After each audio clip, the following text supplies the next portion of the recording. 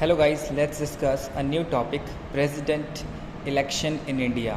As on 18th of July in India, we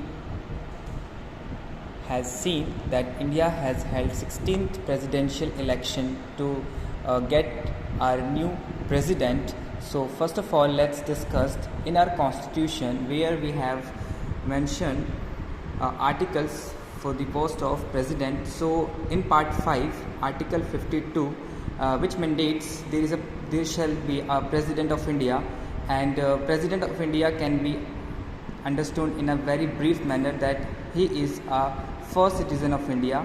He is also the head of the state. So let's discuss how he is elected in India. So president election in India is mentioned in article 54, and it is an indirect election. What we mean by indirect election? So in indirect election, people are not going to cast a vote to elect the president. It simply means he is going to be elected by the electoral college. Now, what is electoral college? It simply means elected. First of all, focus here, elected, because we know in Lok Sabha and Rajya Sabha there are members who are not elected but they are nominated.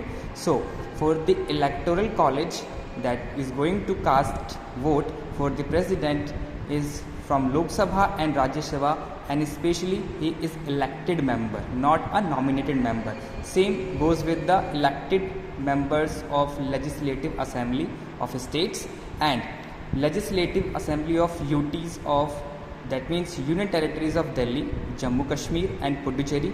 And this system and this particular system has started from the 70th Constitutional Amendment Act 1992. So the election is going to proportional representation by the single transferable vote.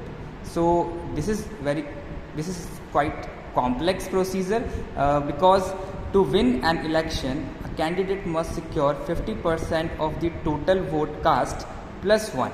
If any candidate gets this majority, then he is able to secure the candidature, or he wins the election.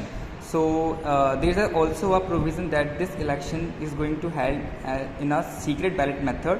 And now understand why there is a different values for the vote of MLA or MP. How we get that the value of the vote of an MLA has different values in different states, and this is why, because the population of states are varying in different states. As we know, UP has the highest population in our country, and on the second number it is Maharashtra and Bihar on third, as we go on in an order. So to get the value of a vote of an MLA, what we do, we derived a formula in our constitution where total population of a state is divided by total number of elected members of the state.